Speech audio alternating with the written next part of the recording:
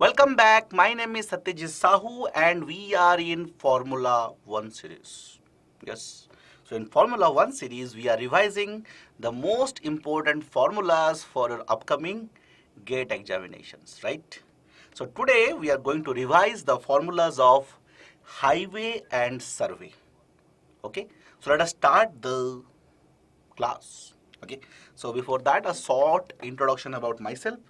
My name is Satyajeet Sahu. I have done my BTech and MTech both from IIT Kharagpur. I have cleared many PSUs through GATE. I have a very high marks of 140 in the ESE interview of 2016.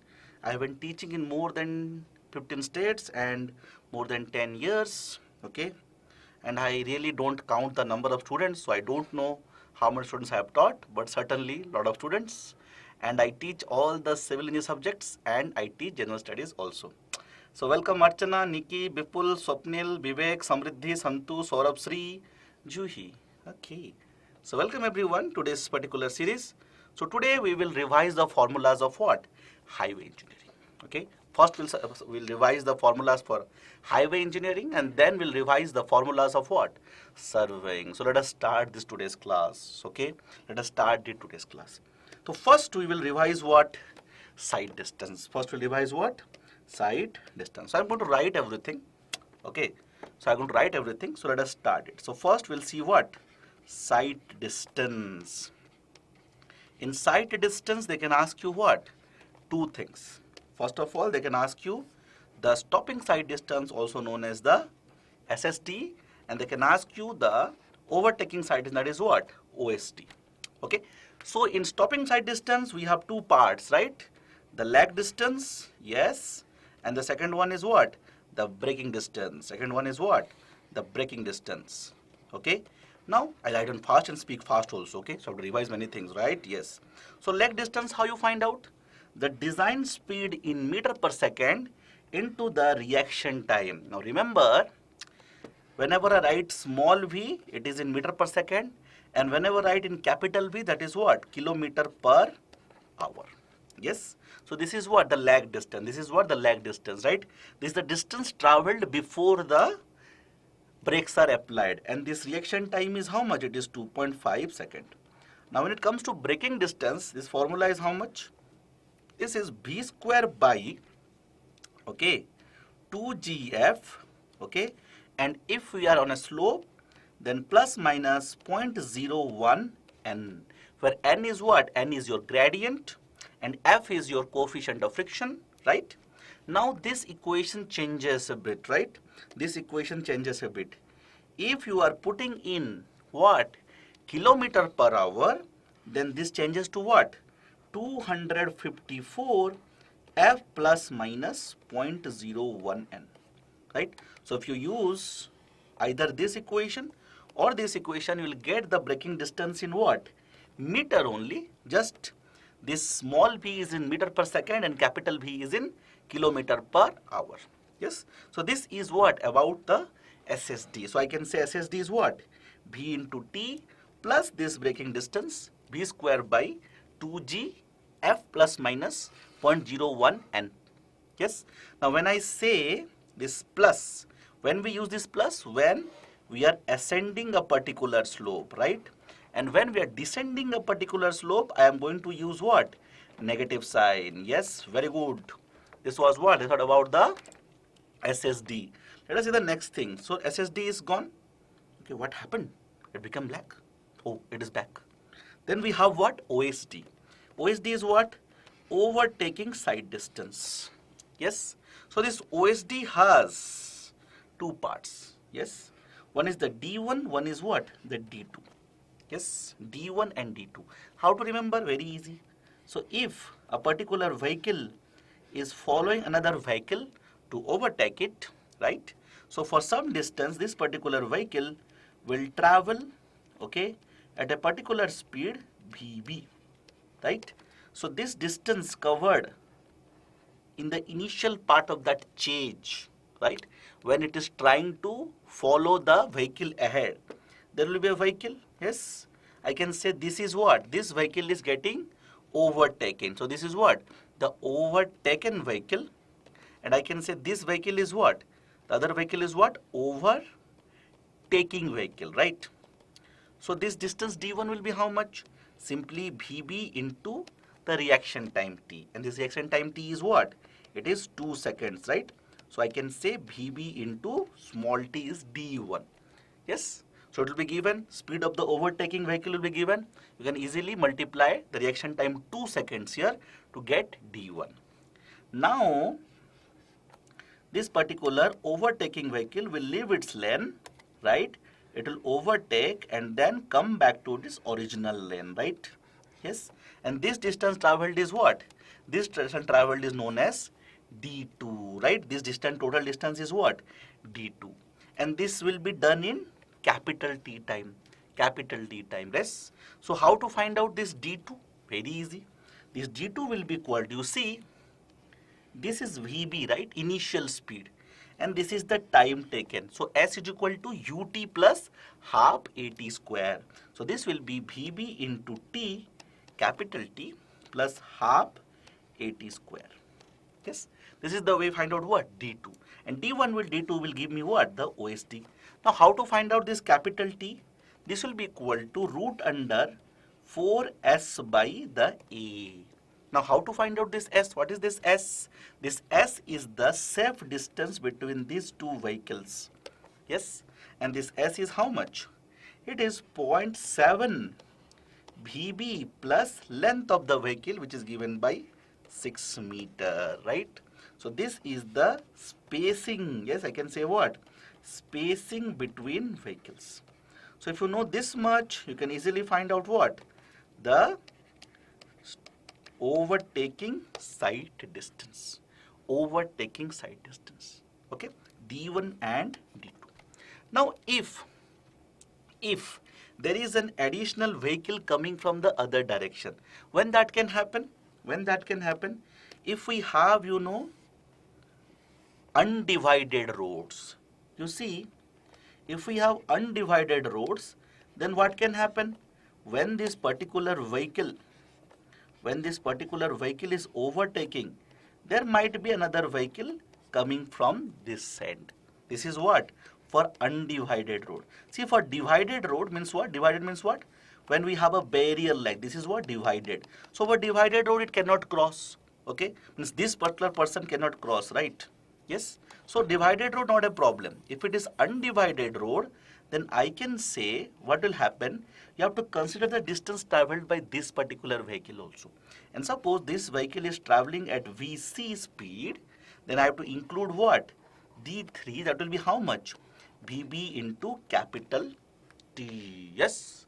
So this we will apply for what? Undivided road. Undivided. If it is divided, then no problem. Because in divided, these vehicles will travel in this direction, this vehicle will travel in this direction. There is no chance of collision, right? Yes. Understood. This was about what? This was about the SSD and OSD. Let us next go to what? Super elevation and camber. Let us go to next what? Super elevation, right? Super elevation and camber. Okay. So in super elevation and camber, first of all, the first equation is what? The super elevation E plus F. Yes. This is equal to what? Small b square by gr. As I told, what is small b? Small b is in meter per second, right? It is in meter per second. Now this will be equal to what? Capital B square by 127 R. How I get this? You see, this is kilometer per hour. If I multiply 5 by 18, I get what? In meter per second, right? This is the conversion, right? So when you put in place of this small v, you put what? 5 by 18 capital V. Okay, this whole square, and then divide by g is how much? 9.81. Then this get converted to this equation, right? So I can say same equation, but here v is in what? Meter per second, and capital V is in what? Small v is in meter per second, capital V is in kilometer per hour. So if they ask you a general question, so you are going to use this formula. You are going to use what? This formula. But if they mention the word design super elevation, if they mention the word design super elevation, okay, and H per IRC, or they write H per relevant code, if they mention this, then what you do? You make this F0 and directly E will be equal to 75%, means what? 0.75 V whole square. Yes, 0.75 V whole square. No, it's try to understand, it's not 0.75 V square, it is what? 0.75 V whole square by GR. Now this equation, what you do? You put your small v is equal to 5 by 8 in capital V. What will happen? 0.75 into 5 by 18 capital V whole square, then divided by 9.81 R. When you put all this value, this thing will get converted into what? The design super elevation will convert into what? E is equal to capital V square by 225 R. So if they give you general thing, means they don't mention about design super elevation, they don't mention about IRC and all, then no need to use this equation. Directly use what? E plus F is equal to V square by 127. But if they mention design super elevation, then use this equation. Very good. Very nice. Now there is some concept of what? R minimum. So R minimum, how you find out? That will be equal to V square by, you will use which equation? 127. So 127 E max plus F max. So if they ask you the minimum radius, then you use what? 127 equation. Yes. And this F max is 0.15, is the lateral coefficient of friction. And this maximum one, you will take how much? You will take this as 0.07, right? For what? You will take this as point for your rolling and plain terrain, and nothing is mentioned, then take that as what? Rolling and plain only. It is 7%. 7% is how much? 0.07, right? And this is 0.1. That means what? This is your for mountainous or steep terrain, right? So if they ask you straightforward question like this, then what? Use R minimum, this equation. Next is, sometimes they will give you camber. Sometimes they give what? They give you camber, sorry. Sometimes they give you what? Oh, it is taking time to tunge it. Therefore, it is becoming black in between. Okay. 0.04. No, we don't take 0.04. Okay. Now, if it is given camber is provided and no super elevation is required. Okay, what is happening? Some technical error happened. Have some patience. So, if they give camber is provided, camber C is provided, and it is not mentioned, it is mentioned that no super elevation is required. In that case, take camber as what? The design super elevation. Means what? Directly use what? Capital V square by 225 R. Understood?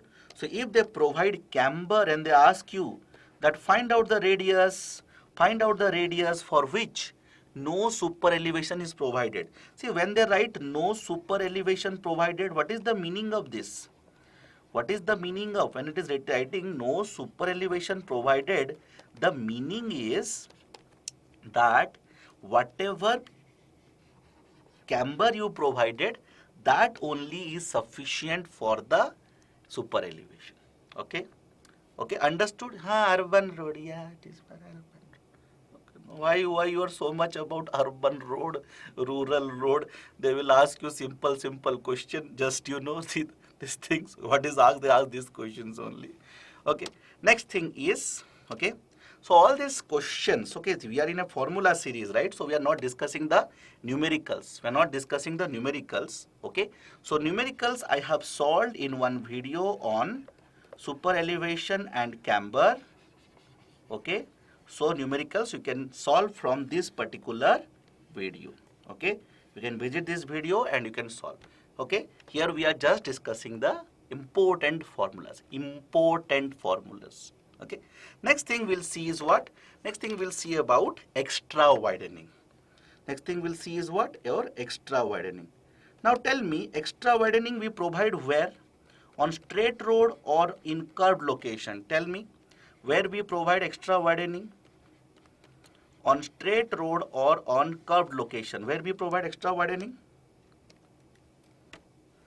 On straight roads or in curved locations? Yes, we provide on curved locations. Okay.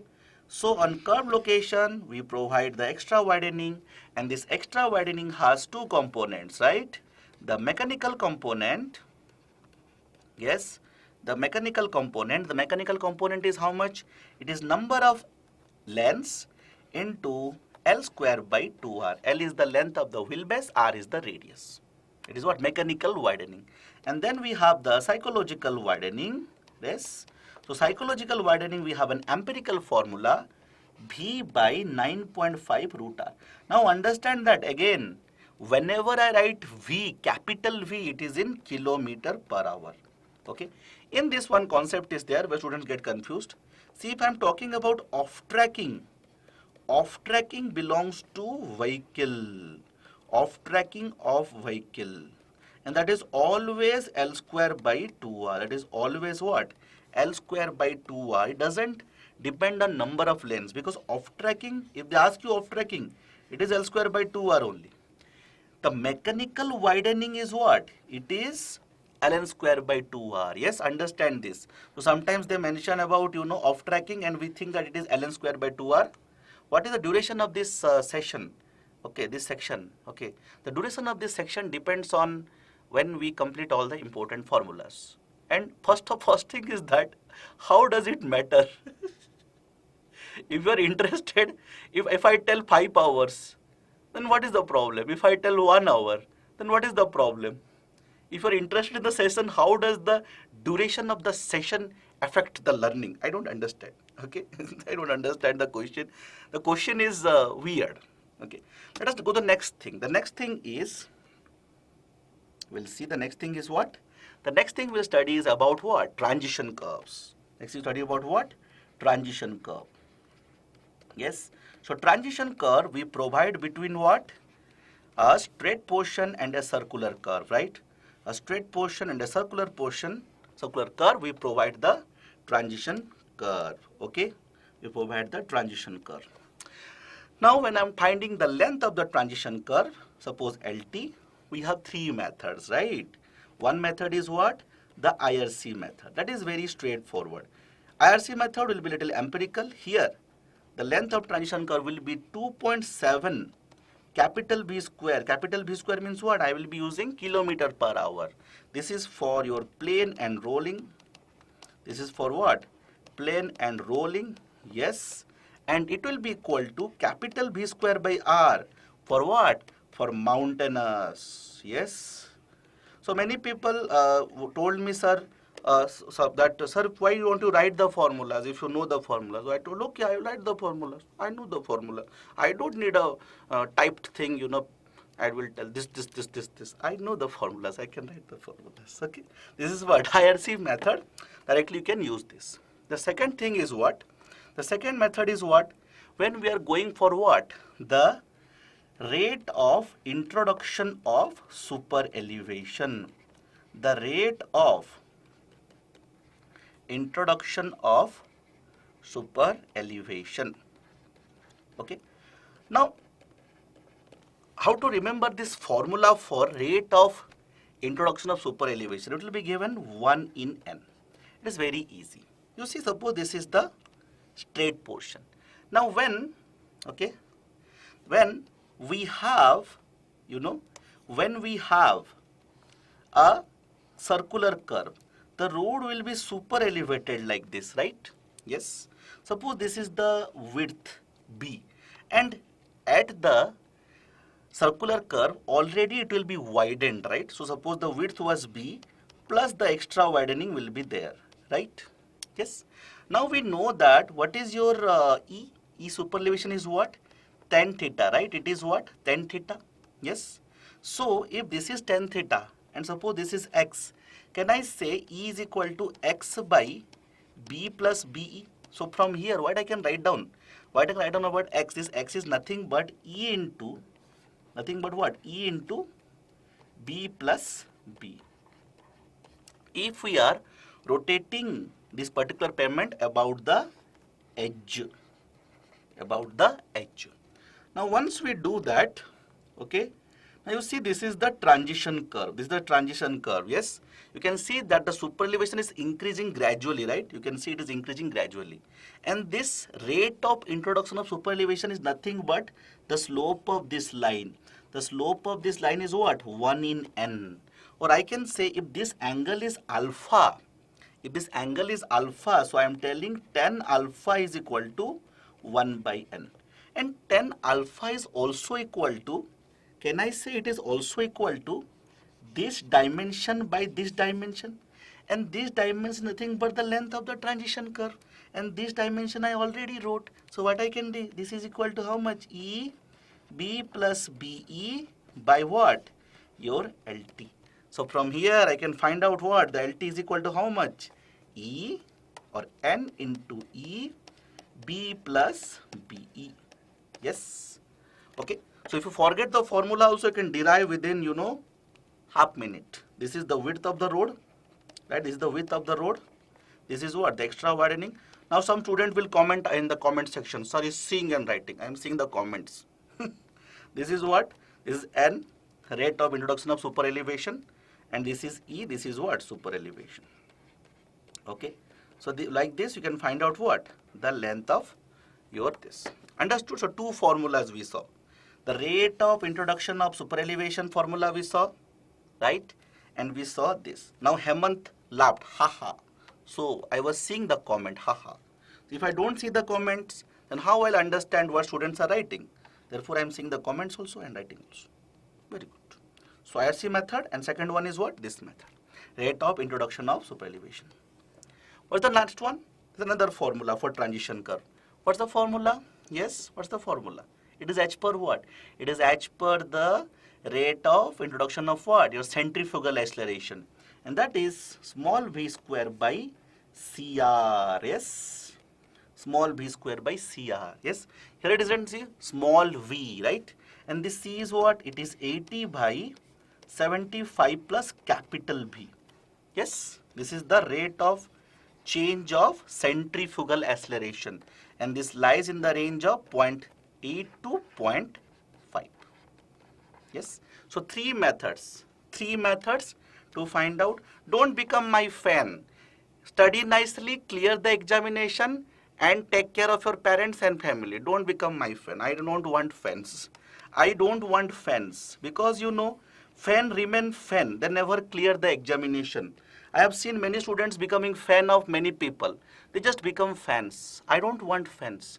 I want you to clear the examination. So clear the examination and you become role model for many other people in your society. Okay? So don't become my fans. Become my student. Become my student. I want students who will study. I want students. I don't want any fan. Okay. I have fan in my room. So that fan is there already. So I don't want fans. Jokes apart.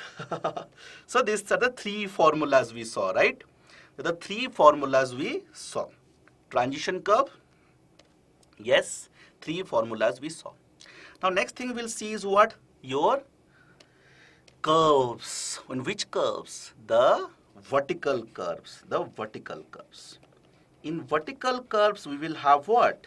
Your summit curves and valley curves. Okay, summit curves and valley curves. Now whatever is the thing, in any vertical curve there will be two gradients, N1 percentage, N2 percentage, right? And the change in percentage will be N1 minus N2 percentage. Yes, this is the change in percentage. It's very important. So when you're finding the length of summit curve, okay, suppose LS, first you'll assume that the LS is greater than the side distance S. And here I'll get the formula what? You'll get the formula as NS square root under 2H1 plus root under 2H2 whole square. Now this will become how much? If I take stopping side distance, this H1 is what? This is the eye level.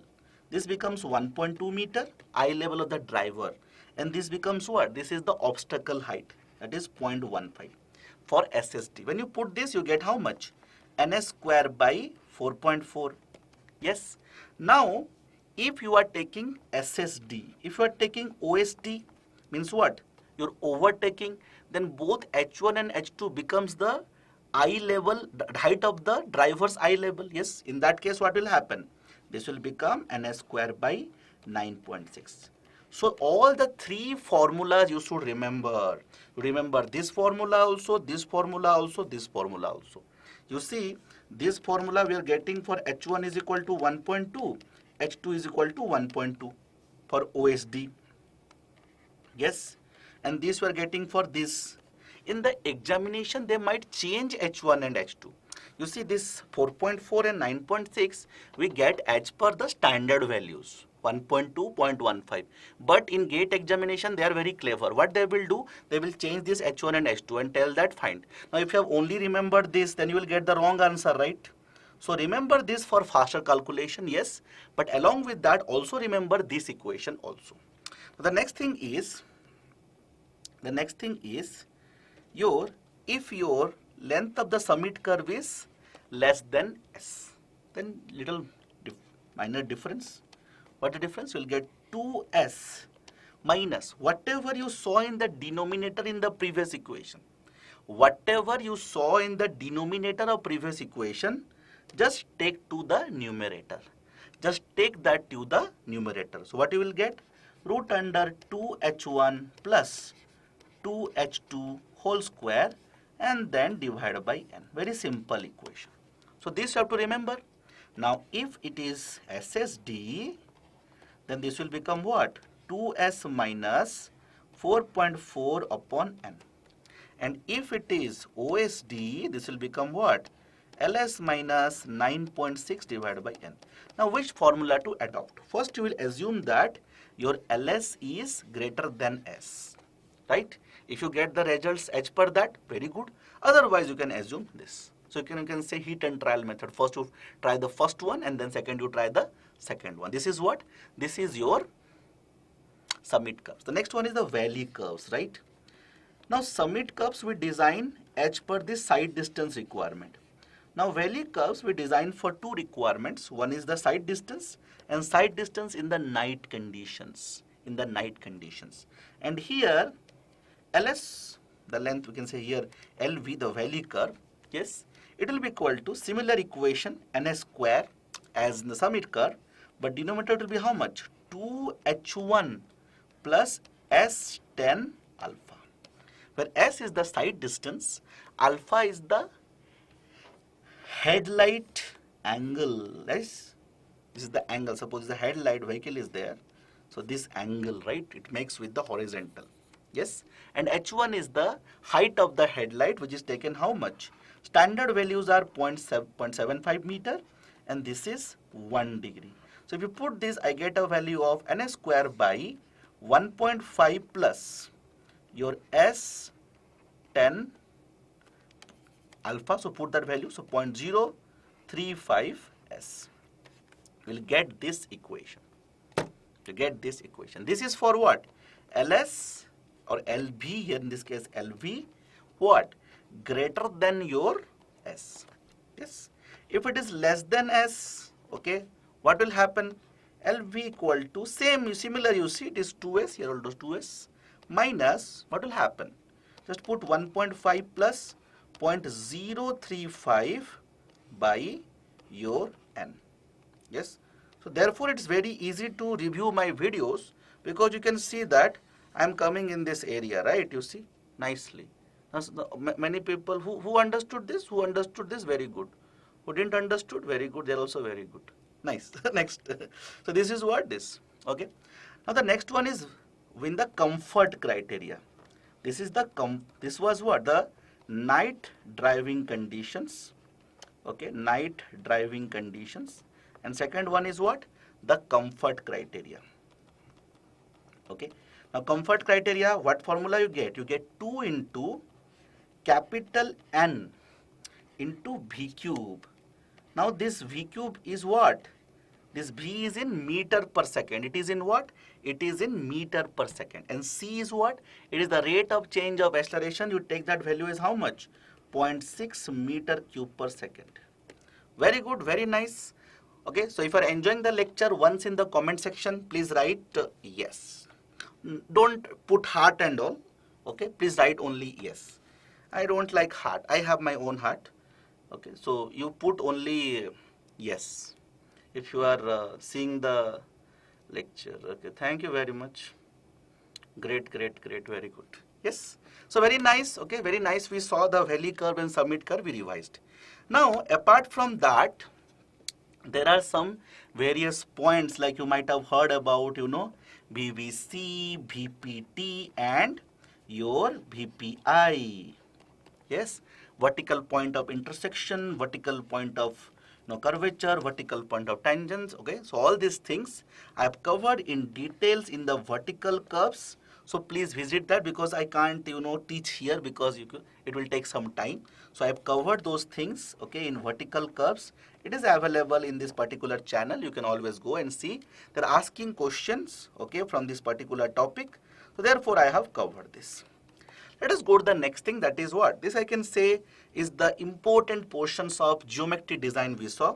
Let us go to the next thing, that is your flexible pavement. Let us go to little bit of flexible pavement also. So we should revise the most important things, okay? So flexible pavement, the most important thing is what? Tell me. You tell me. You tell me in the comment section. In flexible pavement, what is the most important thing which they can ask? You write in the comment section, in flexible pavement, what is the most important thing which they can ask? Let us, have a talk also, right, in between. So please tell me what they can ask. What is the most important thing? Most important. Yes. What is the most important thing? Please write in the comment section.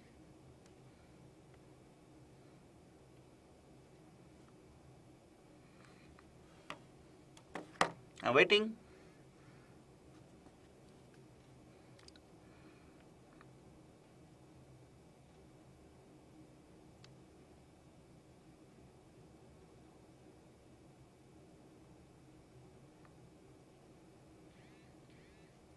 Load distribution? Huh? They ask what? Come on. Pavement? Arey haan bhai. We were studying flexible pavement. Okay. That means you are not studying. Metal property, specific gravity. Yes, that is important. That is, I can say, Marcel design. They will ask you the design traffic. That means if you are saying these things, you have not revised the previous question. Obviously pavement design they will ask. In flexible pavement, obviously they will ask pavement design. I am asking which thing they ask the most. They don't ask thickness of pavement. That means you are not studying. That means you are not studying. You are not in relation with the previous question. Therefore, it is very important to revise the previous questions. Okay, so you are not revising. So okay, so I'll revise.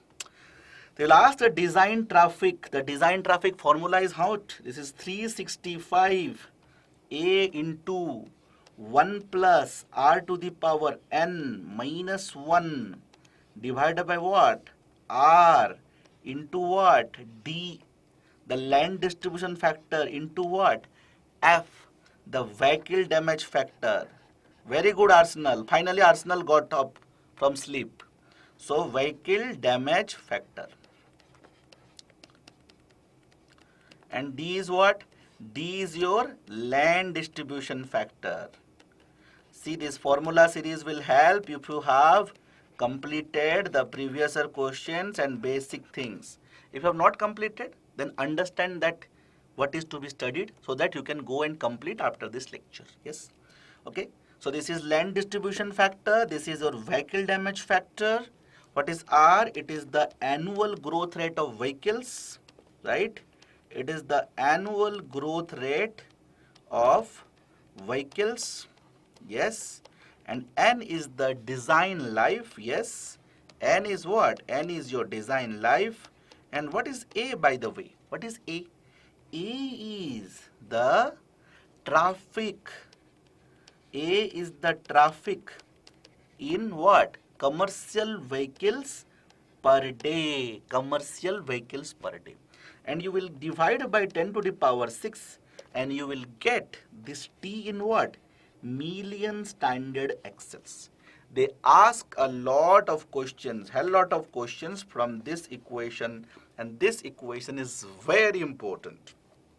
for your upcoming GATE examination from flexible payment if I am asking. Now the next thing they will ask from what? The CBR. Okay, what is the CBR value? We find out CBR value in 2 penetration. Yes, what are this? This is the load required for which one? For the test material. Yes, you will have a test material of whose you are interested in finding the CBR, divided by what? Divided by the load required for what? For standard material. Yes. So what you are doing, you are preparing a sample of a particular material, and then what you are doing, you are applying a load such that a needle penetrates this particular sample. So when the penetration is 2.5 mm, you are seeing the load in kilogram. Yes, that is what? The load required for your test material. And then for standard material, you have a standard value of 1370 kilogram. So you get this result, just multiply by 100. Suppose you are getting 100 load. So 100 by 1370 into 100. Yes.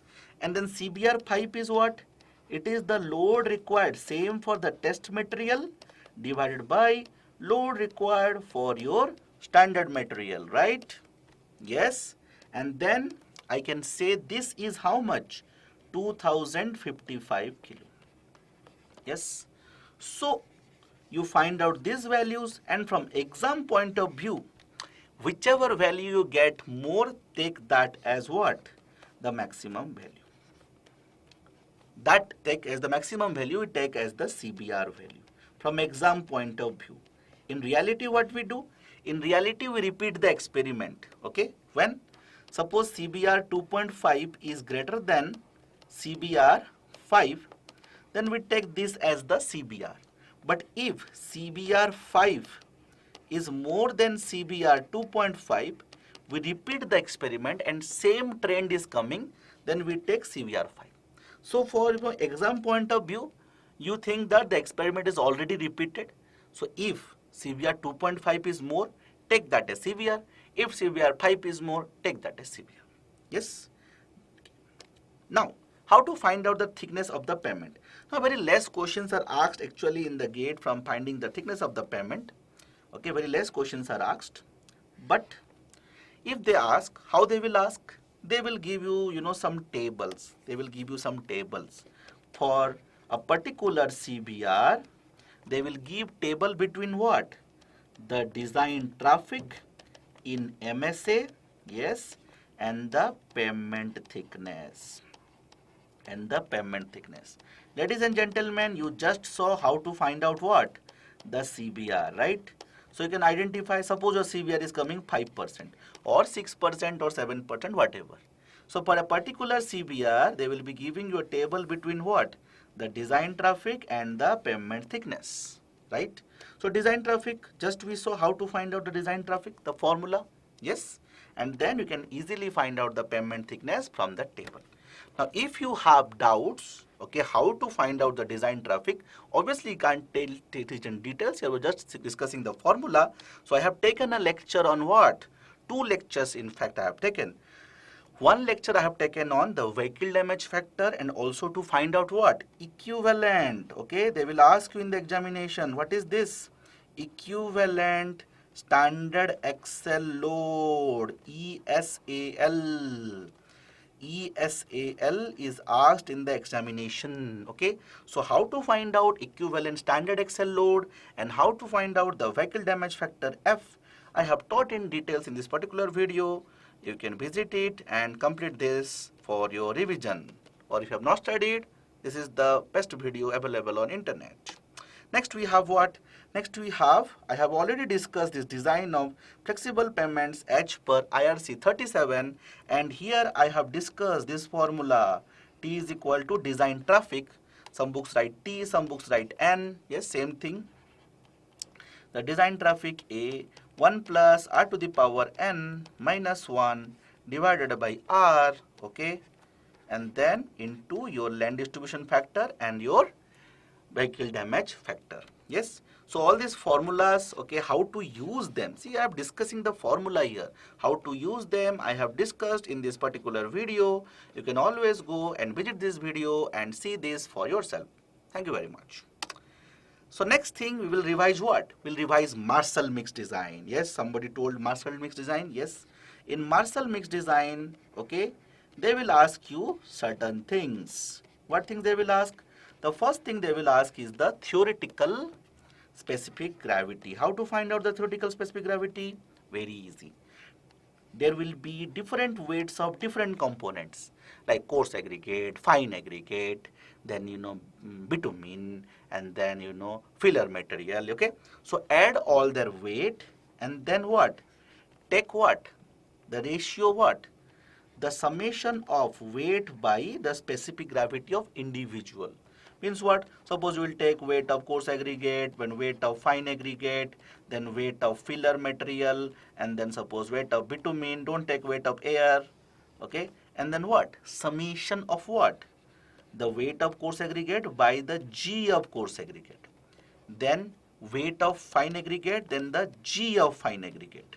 Okay, then your weight of your filler divided by G of filler. Then what? The weight of bitumen by G of bitumen. This is the way you find out what? This is the way you find out the theoretical specific gravity in a Marshall mix design. Now what you do? This will be the mix, right? This will be the bitumen mix, I can say. This will be the mix. From this mix, you can take a small portion and you can prepare a sample, a cylindrical sample, or also known as what? Marshall sample. So you can know the volume of the sample. How to know the volume of the sample? Simply, it's a cylinder. You can take the volume of the sample. Okay, means what? Pi by 4 d square into h. Okay, this is the volume of the sample. Then you can measure the weight of the sample. Yes. So from here also you can find out the actual specific gravity. This will be how much? The weight of the sample divided by what? The volume of the sample. Okay, very good. Okay, very good. How I remember all the formulas? How? By writing like this. So whenever when students tell that I am not able to remember the formulas, how you will able to remember the formulas? You don't write, you see. You see the formulas. It's not movie. Try to understand. If you want to remember the formulas, you have to write it like this. So whenever you are revising every day half an hour or 1 hour, take the notebook, close all the books, and whichever topic you want to revise, start writing all the formulas. If you just see the formulas, good, no problem. It is not a bad thing, but that is not the sufficient thing. Okay, that is not the sufficient thing. Write the formulas. Write the formulas like I am writing now. Revise in this manner. So not only we are learning how to, we are not revising the formulas, we are also learning how to revise also, right? Yes. So this is what? This is the actual one and this is what? The theoretical one. Now if you know this both, then we can get what? The volume of voids, percentage volume voids. That is what? VV. This is what? Air voids. This is air voids. Now how to find out the air voids percentage? Very easy. It is equal to G theoretical minus GM by what? G theoretical. Yes. This into 100. This will give me what? The percentage air voids. Now there is something known as what? Percentage bitumen. The percentage bitumen. How to find out this? Very easy. This will be equal to the weight of bitumen divided by the total weight. Yes, weight of bitumen by total weight. Total weight will be how much? Total weight will be weight of bitumen, coarse aggregate, fine aggregate, everything, right? Then divided by the G of bitumen into what? G of your mix. So this will give me what? The percentage bitumen. Now if I want to find out BMA, the voids in mineral aggregates, how I'll find out the voids in mineral aggregates? See, total voids will be what? Either it will be air voids or bitumen. So VB plus VB.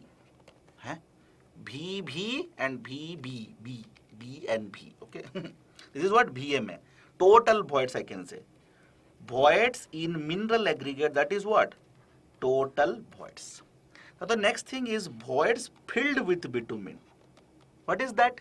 That will be equal to the volume of voids or percentage of voids only bitumen divided by total one. So very easy. So in these 4 formulas you can solve almost all the questions of what? All the questions of your Marshall mix design. Now Marshall mix design I have covered in details, okay, in a video, Marshall mix design. So you can refer this video and you can solve the questions. Yes, you can refer this video, I can solve the question. The next thing we'll see is rigid pavement. The next thing we'll see is what? Rigid pavement. But before that I will drink some water. Write some good comments in the comment section, whatever you are feeling, right. By that time I will have some water. Please write whatever you are feeling in the comment section. If you are not feeling, then don't write.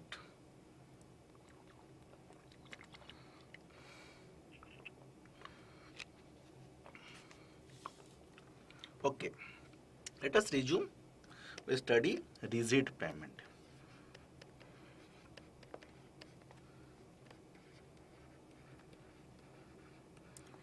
In rigid pavement, there are various things, okay. There are various things. Okay, Marshall is your name of friend and dog too. Okay. Rigid pavement. In rigid pavement, there will be 4 variables which they ask a lot. What are they? E, not E. K, I know about off tracking and can design. Okay, very good. K, L, then A and B. Now what are these 4 things? Let us understand. The first one is modulus of subgrade reaction. This is what? Modulus of subgrade reaction. All these 4 terms are directly asked in your examination. Modulus of subgrade reaction. Now modulus of subgrade reaction is what? Actually what we do, wherever we want to find out the modulus of subgrade reaction, suppose this is the subgrade, we find it from plate load test. Okay. So what we do, we place a plate like this and apply the load. Yes, P suppose. Now what will happen? There will be deformation under this load. So when the deformation is 1.25 centimeter, okay, sorry, 1.25 mm. Oh, sorry, what happened? Sorry. Again some technical glitch. I learnt one new word in the last 1 year, that is technical glitch. So if it is 1.25 mm or I can say 0.125 centimeter, at that time you find out the load. And this K will be simply what? It is actually equal to P by load. And not P actually, it's not P actually, this is the stress you will take. How to find out the stress? This is the load, right? So what will be the stress? The stress will be this load divided by area of this plate, right? If the area, how to find out it is a circular plate? The circular plate with diameter D. Circular plate with diameter D, radius A. Yes. So you can easily find out the stress by the delta. Delta means what? Deformation. And deformation is how much? It is 0.125 centimeter. And this stress will be in what? Kg per centimeter square. Load by area. So I can say the K will be having units of kg per centimeter cube. Understood? This is how you find out what? K. Now what more things they can ask from K? This K depends on the radius, okay? This K depends on what? What is happening? Some problem with this particular PPT, some problem is there. No problem, we will try to adjust. So for different radius we'll get different K. But K1A1 will be equal to K2A2. So if you know K1, A1 and A2, you can find out K2, right? For example, I am saying that A is 22.5 centimeter. Okay. Suppose I am telling A is 22.5 centimeter. Okay. And suppose I am telling that this is A1. Okay. And suppose A2 is your 15 centimeter. For this we got some value K1. Suppose that is some value. Okay, I'm not writing, I'm not solving questions. And for this is given to us. Yes, and this is asked. So we can easily find out, right? We can easily find out using this equation K1 A1 equal to K2 A2. This is the first important thing we should know. So two formulas we saw. Now what is this L? This L is equal to the, what is this? What is this L? Tell me. What is this L? Write in the comment section what is this L. I am writing the formula. EH cube by 12K 1 minus mu square to the power 1 by 4. Tell me what is this formula? What is this? Relative stiffness. Very good. Radius of relative stiffness. And they ask a lot of questions. Okay. They ask you a lot of questions from this radius of relative stiffness. So this formula you should remember by heart. Yes. The next thing is A and B. Now what is A and B?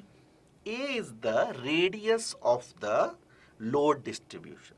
Suppose we have, will load acting like this on the surface. So this contact area will be what? A circle, right? This contact area is assumed to be a circle. This contact area is assumed to be a circle. And this radius is A. Yes, this radius is A. How to find out radius? Very easy. You see, suppose the wheel load is W and tire pressure is P. Suppose the wheel load is W and tire pressure is what? This is the wheel load. Yes, it is W and tire pressure is P. So what is the tire pressure here? It will be load by area. So load by pi A square will be equal to the tire pressure. So from here you can find out the A, right? It will be how much? W by pi into P. Now you need to remember the formula. By common sense also you can understand and find out this formula. Now what is B? B is the radius of equivalent resisting section, or I can say the equivalent radius of the resisting section. What happens? You see, this is A, but actually all the area is not resisting the load. A certain area only is resisting the load. So even if I can say that yellow circle is in contact, actually only the green circle is resisting the load.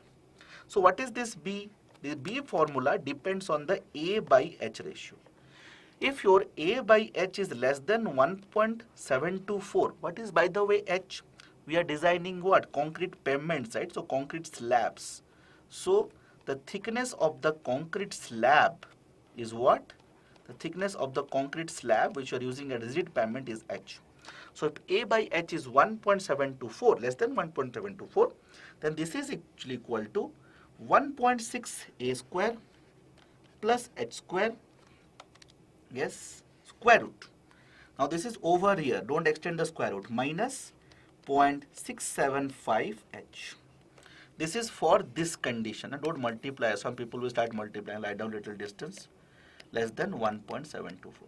Now if it is greater than 1.724, you can directly take what? B is equal to A. Understood?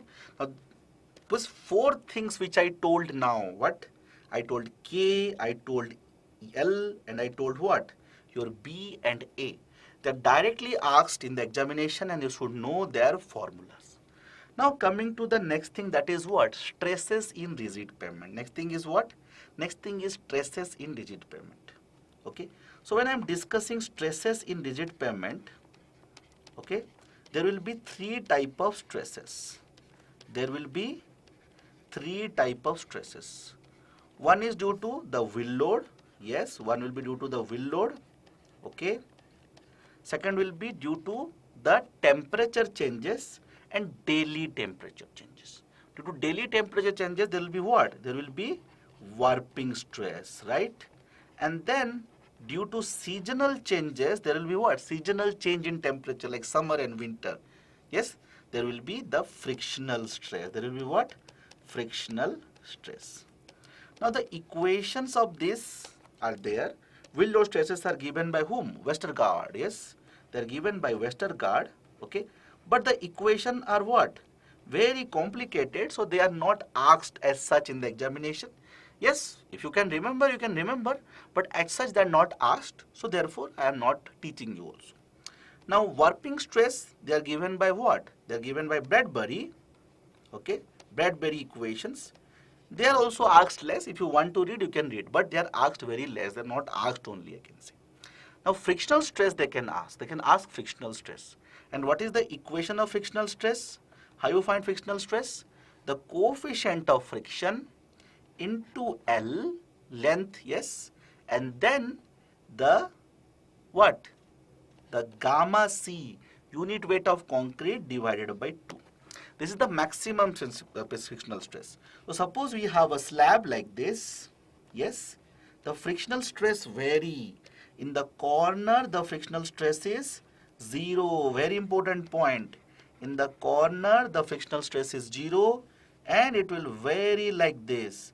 At the center, it is what? FL gamma C by 2. Understood? Now, what is asked then? You will tell, sir, you are not teaching the formulas for Westergaard and Bradbury because they are not asked so much. Therefore, I am not teaching. I'm teaching the important ones. So, what is asked? What is asked is the stress combination. That I will teach. Yes.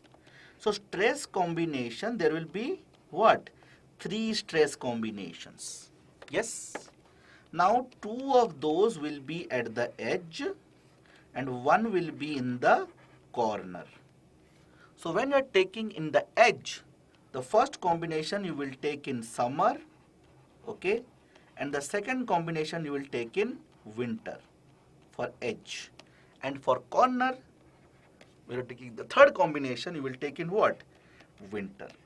Now what will be the stress combination? Very easy. If you are taking in edge and in summer, you will take the will load stress plus the warping stress and then minus the frictional stress. Yes. And in winter, if you are taking, you will take the will load stress plus the warping stress, okay, and then plus the frictional stress. Why this minus and plus? Why this minus and plus? Very simple. You see, in summer what happens? This slab will try to expand. Na? When this slab will try to expand, then what will happen? The friction below, means between the concrete slab and the base or the subgrade, it will try to keep it in original position. Yes. That's what I am taking. Why we took? Because that is the combination given in IRC 58. Therefore I took. See, we have to try different combinations, okay, and then see where we are getting the maximum one, okay. You are telling now you are getting minus here, then why we took? That's what I am telling. See, in summer this warping stress value will be high. Yes, try to understand this warping stress and this warping stress won't be same, right? You see, very simple thing I will tell you. You see, suppose warping here is 20 and suppose warping here is 27 and friction is 3. Then net how much will get? 27 minus 3, 24, right? But suppose here warping is 17 and this is 3, same 3. Then I will get 20, na? Yes? So you see this became more, right? So just because it is minus, don't think that it will be less. Just because it is minus, don't think it will be less, because this warping stress in the summer and this warping stress in the winter will be having different values. So we can't say which one will be more, so we have to find out and check for ourselves. Will load remains same, summer, winter it remains same. Okay. So as I was discussing, in the summer season what happens? Very simple. It will try to expand, so the friction will try to contract. So what is happening? The friction is a compressive stress and therefore minus. Because when we are designing concrete slab, we design for what? We design for net tension. And here you can see that your frictional stresses are what? They are compressive in nature. So we are subtracting, right? Now when it comes to winter, what happens? In winter, it will try to contract. So the friction will be acting in the opposite direction, right? So you can say it is tensile in winter, right? So I can say in winter, the frictional stresses are tensile, and therefore while finding the net tension, I am adding. Now when I'm taking only winter in the corner, then I will take will load plus warping, and the frictional stress is 0, I won't be taking. But if you see the edge at this location, if you see at the edge at the center, here's what is happening. Frictional stress is there. It's not 0, right? And therefore in edge I am considering the frictional stresses, but it comes to corner I am not considering frictional stresses. These are the combinations you remember. They will directly ask you questions from this particular thing. Yes. Now the next thing which is important for a rigid pavement are the expansion joint and contraction joint spacing. Yes. Now I have covered the expansion joint and contraction joint in details in a particular video. Yes. Because it is very difficult. Many students tell that so it is very difficult to remember the formulas for what? The spacing of your expansion joint and spacing of your contraction joint. Yes. So I have taken a particular video, that is the expansion and contraction joints. Okay. Here I have discussed the formula. Like if I say the spacing of expansion joint is delta by 2 alpha into delta t. What is this delta? This is the gap of expansion joint and this is the temperature change, right? This is the temperature change, and alpha is the coefficient of thermal expansion. Now this is the formula for what? Your expansion joint. And contraction joint formula is what? It is 2 into sigma c, means what? The permissible stress in concrete, yes, the permissible stress in concrete divided by gamma c into what? Into your F. Now this formula we use for PCC, when we have PCC, right?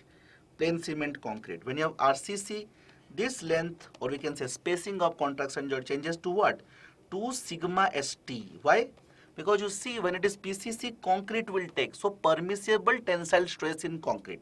When it is RCC, what will happen? Steel will take, so sigma st, permissible tensile stress in steel.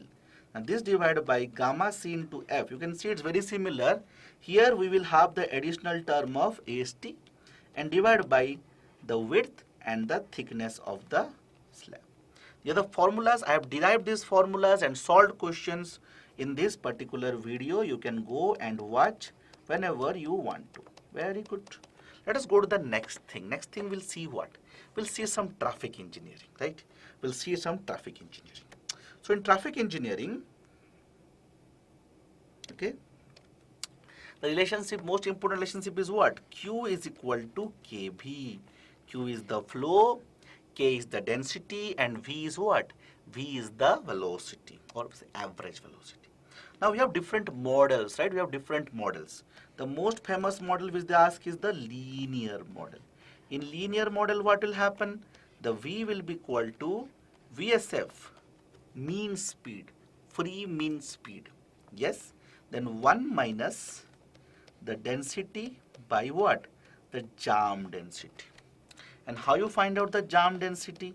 Jam density will be 1000 by the spacing between two vehicles when they are at jam condition. When they are in jam condition, the spacing between these two vehicles is how much? It is 0.7 V. Small v means what? The meter per second plus your 6. So this formula you should remember, okay, for this S, and from here I can find out what? This is the jam density. Now this is the linear model, that is the linear model. Now this is your Q.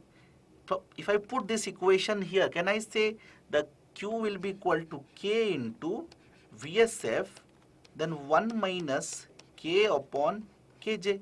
Now if you put this, if I take this K inside, you can what? K and K square. So I can say what? Your Q is a parabolic function of K. Yes.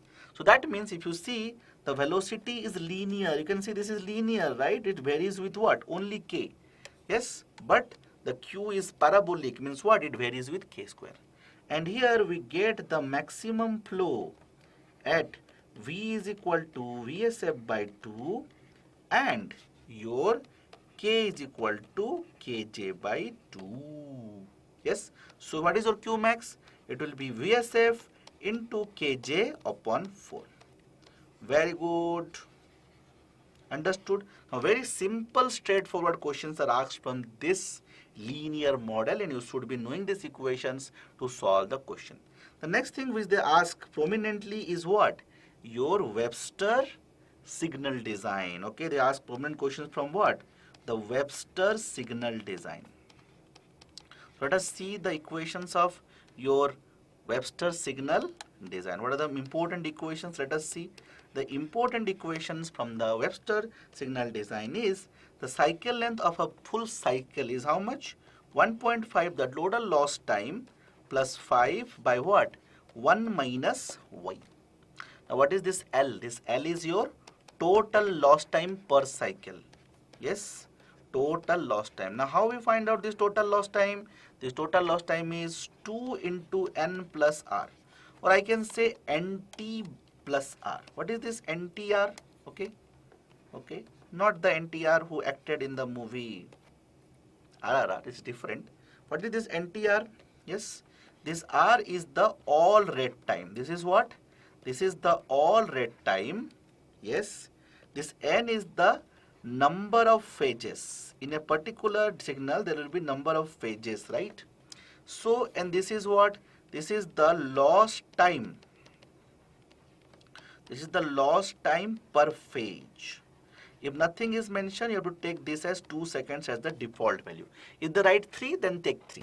But default value is how much? 2 seconds. So number of phases, suppose I am telling you, 3 phase system. Then what I can say?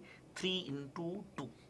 Now all red time default value is 0. If it is not given, take this as 0 default value.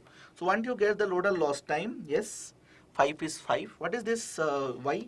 This is the summation of individual flow ratios. What are these flow ratios? This is the actual flow in a particular phase, and this is what? The saturation flow. This is what? The saturation flow. So in this manner, you can find out what the total cycle length. Lot of questions are asked from this particular thing. Now next thing is what? The next thing is the green time of a particular phase. The green time for a particular phase will be the yi of that phase divided by the total y into what? The cycle length minus what? The total lost time. Yes, so this manner we can solve many questions from your Webster signal design. So the next important topic I can say for your traffic engineering is actually the floating car method. They're asking nowadays many questions from your floating car method and the traffic delay model. Okay, so traffic delay model. Okay, now obviously traffic delay model you cannot just understand by some formulas. Yes, some formulas won't be making you understand this traffic delay model. It's a little complicated. It is little complicated. The traffic delay model little complicated. Okay, so therefore I have taught this in details. I have derived the formulas. Yes, all the formulas of traffic delay model I have derived. Yes, I have solved questions also. You can always go and visit this lecture and complete what? Traffic delay model. Very important from the GATE point of view. Then the next very important from GATE point of view is your floating car method. Now floating car method also, there are some equations, okay, but I tell that we don't remember those equations in your floating car method. Actually, you can solve the questions of floating car method by simple logic. And all those simple logic I have taught in details in floating car method, and I have solved questions, so you should see this video. Yes, the next thing we'll revise is your railway engineering. Yes, the next thing we'll revise your railway engineering. In railway engineering, I can say the most important thing they can ask is what? The cant. They can ask is what? Cant. Cant is what? Cant is the super elevation in case of your railways. Now this cant formula is what? It is GV square by 127R. Now if you see highway, if you are seeing highway, yes, in highway what happens? What is the super elevation? This super elevation is actually in highway 10 theta. If this is theta, then the super elevation is 10 theta in case of highway. But what is your super elevation for a railway? For railway, you see, we will have two rails, right? Okay, we will have two rails. Yes. Suppose this is the inner rail. I will not draw big one, small one. I will take. If this is the inner rail, and there will be a outer rail. Yes, the outer rail will be elevated, right, compared to the inner rail. Yes. So this change in difference, or I can say difference between the outer rail, yes, inner rail. What is this outer rail and inner rail? Inner rail, very easy. You see, suppose we have a curve like this. We have a curve like this. Yes. So you have a curve like this. So this is the inner rail and this is the outer rail, right? So this difference in the label is known as the super elevation in case of what? Your railway. And this G is how much? What is this G? This is the gauge length. The gauge length is actually equal to 1.676 for broad gauge. It is actually equal to 1.435 for your standard gauge, which we mostly use in your metro structures, and then 1 for your meter gauge, okay, and 0.762 for your narrow gauge. So you should remember this formula for railway. The next thing which you can ask in railways and also in highways is what? The grade compensation. This is what? The grade compensation, okay. So grade compensation is provided, okay. Grade compensation is provided when we have a ascending gradient and a horizontal curve also, right? So in case of your highway, okay, highway, grade compensation means what? We reduce the gradient. That is what? Grade compensation, reduction in the gradient, right? So grade compensation in case of highway, it is your 30 plus R divided by what? R, yes, and 75 by R. Out of this, whichever is minimum, that percentage I will take as the grade compensation. That I will take as what? The grade compensation. And we do this grade compensation in case of highways only if the initial gradient, is greater than 4%. If it is less than equal to 4%, we don't do any grade compensation. We don't reduce the gradient. And we should take care what? The final gradient. We take care what? The final gradient should be also what? Greater than equal to 4%. Means what? If after correction, okay, after this reduction, this is the reduction, this is the grade compensation, reduction, yes. So after this reduction, if it is becoming less than 4, we ensure that it should be 4%. Yes, this is the grade compensation in case of highways. Now if I see the grade compensation in case of what? Your railways, okay. So it is what? In case of railways, this grade compensation is 0.04% per degree of curve, right? 0.04% per degree if it is your broad gauge. And if it is a meter gauge, we take how much? 0.03% per degree. And 0.02 for your your narrow gauge, but nobody asked that. I'm not discussing that. Okay. Now, in this, what is a degree of a curve? We should remember degree of a curve we take when we are trying to see the angle subtended by what? A 30.5 meter arc. So what will happen? This 30.5 meter will become what? R theta. Suppose this is R theta, right? So this theta will become how much? 30.5 divided by R. This will be in radian, right? So if I convert into 180 by pi, when I convert not into by multiplying 180 by pi, convert into what? Degree. So this will be approximately equal to 1750 by R. So this and this one is what? This becomes the degree of the curve. This becomes what? Degree of curve. Okay. So these things are the important things which they can ask from what? From your degree in the curve. Okay. Next thing. Okay, so railway, the important things I have discussed. The next thing is your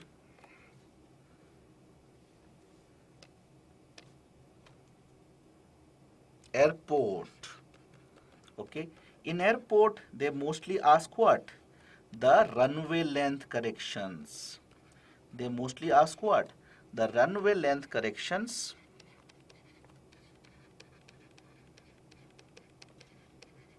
Yes. And we will have a basic runway length. We will have what? The basic runway length. Okay. And this basic runway length will do corrections on this. How much corrections we will do? We have 3 corrections, right? We have 3 corrections. The first correction is what? The first correction is your elevation correction. The first correction is what? The elevation correction, right? We do this elevation correction. How much? It is 7% increase, okay? You increase the basic runway length by 7% per 300 meter rise in elevation above mean sea level. Elevation above mean sea level. So suppose a particular place is at height of 900 meter above the mean sea level, the correction will be how much? It will be 21%, right? Because per 300 meter 7%. The second one is temperature correction. Second one is what? The temperature correction. Second one is temperature correction. Okay. Now how we do this temperature correction? How much we do? This temperature correction is taken as TS minus TA percentage. What is this? TA minus TA percentage. This is known as rise in temperature. Okay. And we have 1% increase in the basic runway length, or we can say runway length after the elevation correction. Okay. 1% increase per 1 degree rise in temperature. Per 1 degree rise in temperature, we have this correction. Understood? Very good. Okay. Very good. Very nice. Yes. So, what is this TS and TA? This TS is the standard temperature of a particular area, and that is 15 degrees centigrade minus 0.0065 into elevation. Yes. So if elevation is 0, I will get 15 degrees centigrade. If the elevation is more, we will get lesser than that. 0.0065 into elevation. Now TA is known as what? TA is known as, famously known as ART, that is what? Airport reference temperature. It is known as what? Airport reference temperature. Now how we find this airport reference temperature? How we get this airport reference temperature? That is very easy. You get your airport reference temperature ART, okay, because this thing came in between. Okay, so what to do? We'll write here only. So what I wanted to discuss here is that I have solved a lot of questions. Around 40 questions I have solved for your HPCL, WELL and TSPSC, and I have discussed a lot of concepts which I am discussing in this particular video. So if you want to see, you can always visit this lecture and complete it. Okay. So we're discussing what? We're discussing ART. What is ART? The airport reference temperature. That is actually equal to, I will call that as TA average plus TM minus T average by 3. Now what are these terms? What are these terms? Suppose we have an area. Okay. So this TM is what? TM is the average of daily maximum temperature. Daily you will get some maximum temperature. So you take the average of that. So this is what? Average of daily maximum temperature. Yes. So daily, you know, suppose someday you get 40 degree, 42, 43, 41 like this. You take the average of that. And for which month you will take? Of the hottest month. You will take for the hottest month. Right? And what is this T average? This T average will be equal to the average of average daily temperature.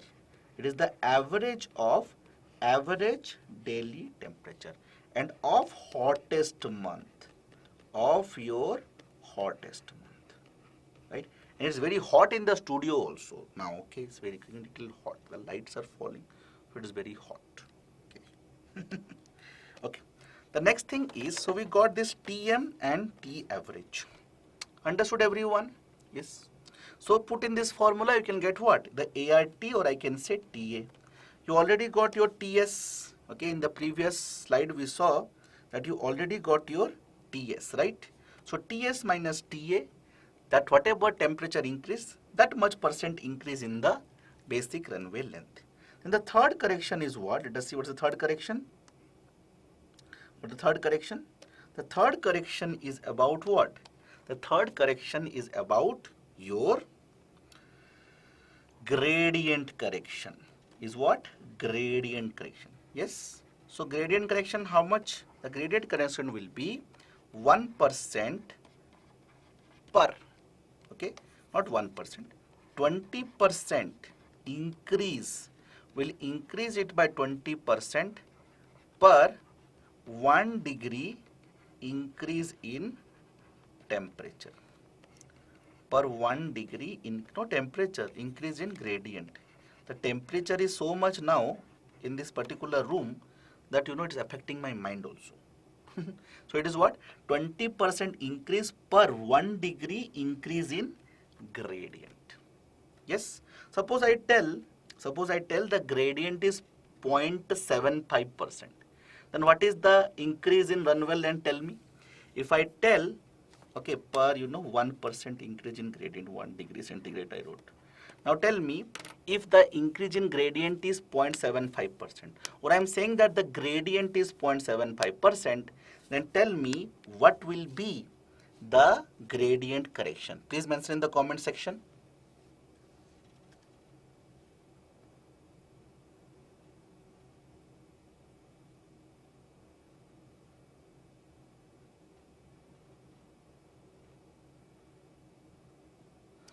%, increase. Very good. You see, for 1% it is 20%, right? So for 7.75%, it will be how much? 0.75 into 20. That is how much? That is 1.5%. Sorry, 15%, right? So these are the important formula for your transportation. So hope you like this particular video. Yes. Now surveying is remaining and already 1.5 hours. Okay. So we will plan to take surveying from some other day. Okay, because we can't cover everything now. If we try to cover, our brains will go crazy. So let us revise all the formulas which we saw for important formulas for transportation. Surveying will take some other day. Okay. If we take everything in one day, then we will go crazy. So let us revise all the formulas for your transportation once. Okay. Hope you like this particular video. I try to cover not everything, but yes, many of the important formulas for what? Your transportation. Yes. So where is so many formulas we revised? Yeah. You see, so many formulas we revised. Yes. So let us just revise in a quick succession. So first of all, we saw what? We saw side distance, SSD, yes, leg distance, then braking distance, right? Then we went into what? We went into the OSD, yes. Then we went into what? Super elevation and camber, yes. There I discussed that which formula to use in which situation, right? What thing will be given in the question and how to use those formulas, yes. The next thing we saw is what? The next thing we saw is, after that camber and super elevation, yes, let us see. We saw was your extra widening, right? We saw your extra widening. Yes, why it is not coming? Some problem happened. Yes, we saw the extra widening, yes. Then we went into what? Transition curve, right? We studied transition curve, yes. And transition curve, we studied 3 methods, right? And after the transition curve, we went into what? We went into the valley curve and summit curve, yes. And all the important equations for valley curve and summit curve, we revised them, yes. Then I told to study these vertical curves, very important video I told everyone, yes.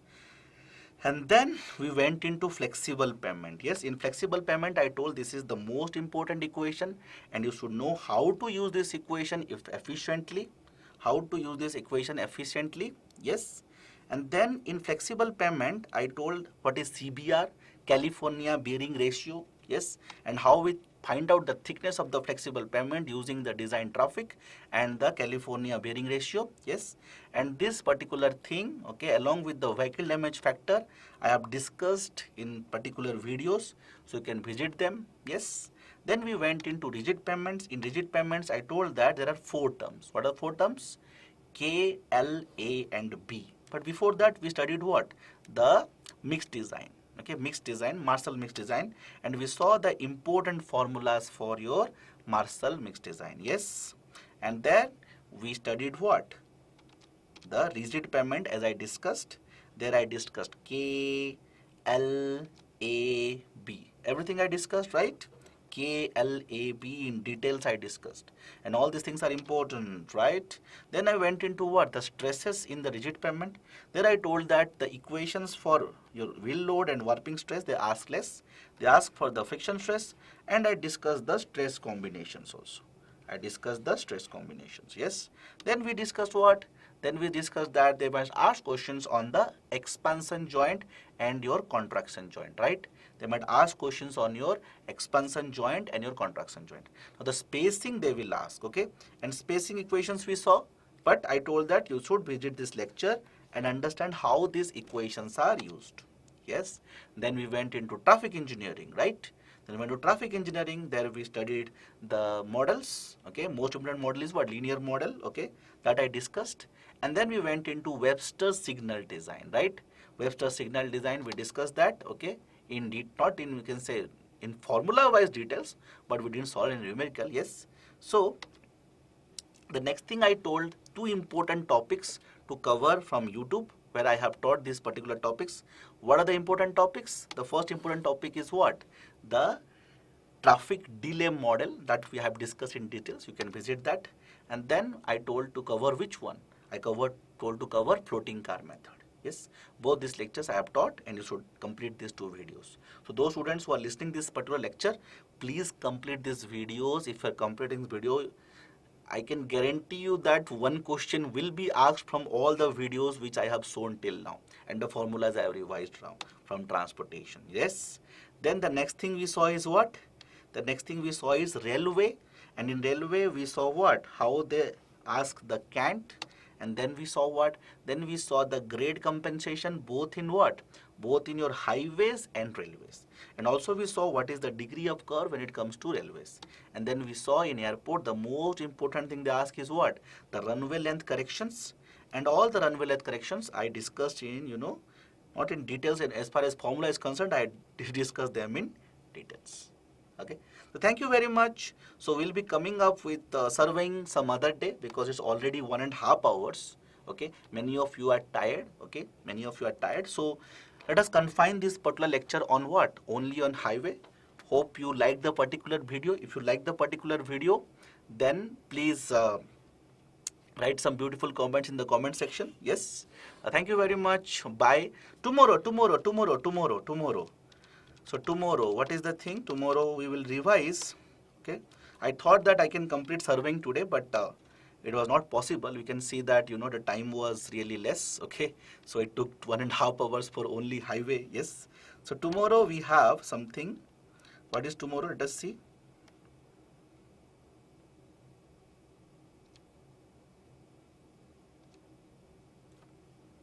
It's not coming. 1 second. Yeah. Tomorrow we have what? We have geotech at 6 p.m. Yes. And the way I revised, okay, the way I revised your transportation engineering, okay, same way I'll be revising your geotech engineering tomorrow at 6 p.m. Please visit, okay, at 6 p.m. this particular channel. Please send Telegram link. See, I don't have a Telegram link, okay, but we in Byjus Exam Prep, we have a official Telegram, okay. So Byjus Exam Prep official GATE Telegram group is there. So in the Telegram group, in the description in this particular video, In the description you will find out what? You will find out the link. Okay, you will find in the link official GATE telegram group is there. So we'll find out the link in the description. If you go to description, many things are there. In the description, free ebook is there, scholar tips test is there, free videos are there, right? And also you can subscribe to this channel. So if you subscribe to channel, you'll get the notifications for future videos also. And telegram group link is where? Link in description. Link in description. So I will request you, please subscribe to the channel. If you subscribe, then what will happen? Automatically you'll get the notifications whenever there are classes. Okay, I don't have a telegram group. Okay, so thank you very much. Hope you like this lecture. Tomorrow let us meet at 6 p.m. and discuss what? Let us discuss geotechnical engineering tomorrow at 6 p.m. Thank you very much. Bye bye. Bye.